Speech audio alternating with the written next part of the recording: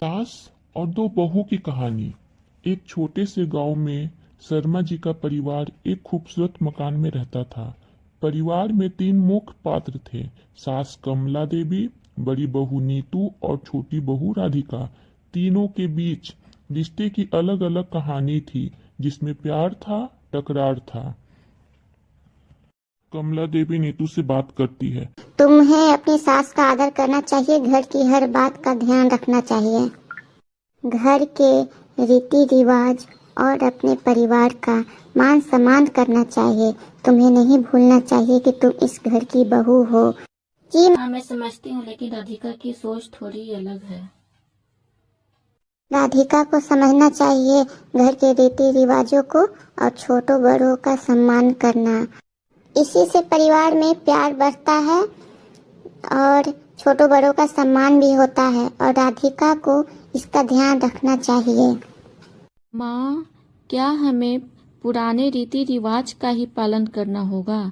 थोड़ी आज़ादी भी तो जिंदगी में जरूरी है, और जब तक आज़ादी नहीं रहेगी नई सोच कहाँ से आएगी? आजादी अच्छी है, लेकिन सीमाओं के अंदर।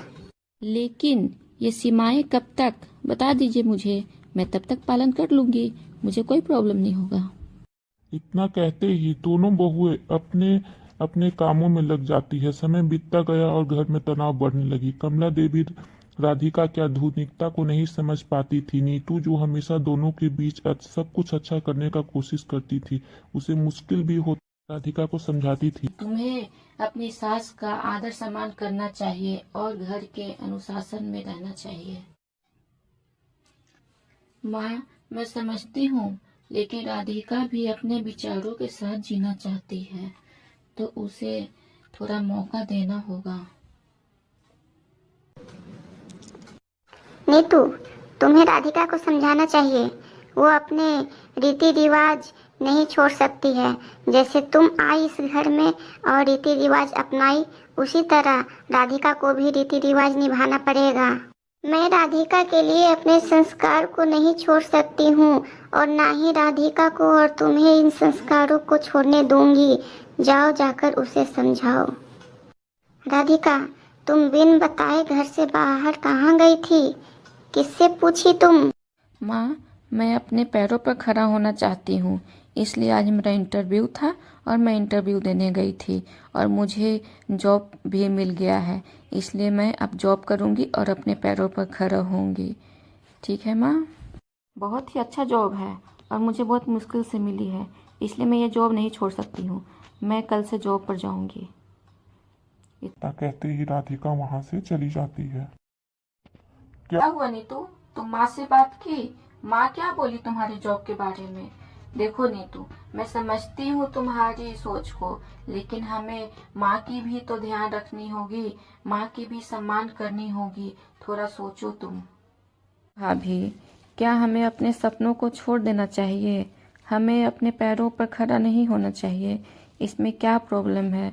मैं जॉब करना चाहती हूँ, अच्छा जॉब मिल भी गया है, घर के काम भी करूँगी, जॉब भी करूँगी, इसमें तो मुझे कुछ खराबी नहीं लगता है। फिर माँ को क्या प्रॉब्लम है? इन दोनों की बातों में अपनापन दिख रहा था, जो कि एक दूसरे का सपोर्ट करते थे। नीतू, माँ को कोई दिक्कत नहीं है तुम्हारी नौकरी करने से। माँ, तुम बस इतना चाहती है। हम सब एक ही परिवार हैं, हमें एक दूसरे का सम्मान करना चाहिए। इसी में परिवार का खुशी और प्यार दोनों छुपा होता है। एक दूसरे का सम्मान इज्जत करने से मान सम्मान बढ़ता है, गांव में भी और घर में भी। मैं घर की एकता और प्यार को खराब नहीं होना देना चाहती, इसलिए चाहती हूँ कि राधिका तुम्हें। आपने ठीक कहा, राधिका को जॉब करने का मन है तो हमें उसे जॉब करने देना चाहिए। माँ, मैं चाहती हूँ कि हमें अपने इच्छाओं का पालन करने का मौका देना चाहिए, और मैं बहुत अच्छे से घर भी संभाल लूँगी और ऑफिस भी संभाल लूँगी।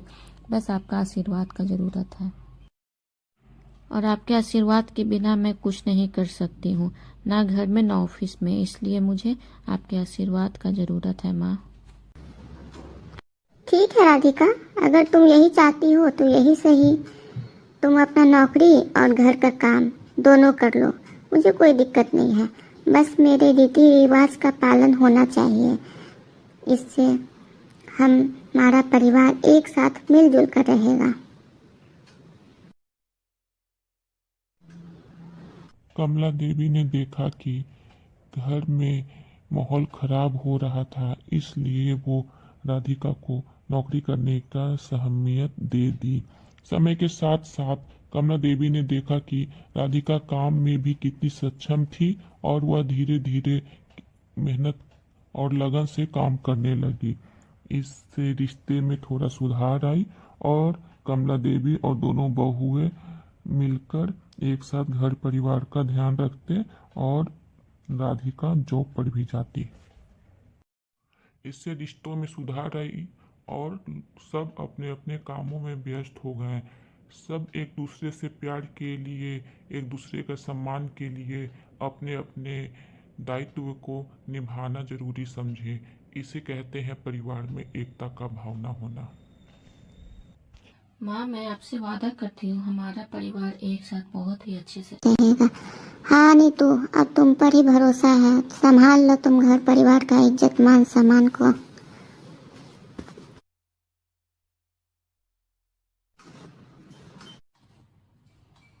माँ, मैं आपसे वादा करती हूँ मैं आपके रीति रिवाज परंपरा सबको अच्छे से निभाऊंगी।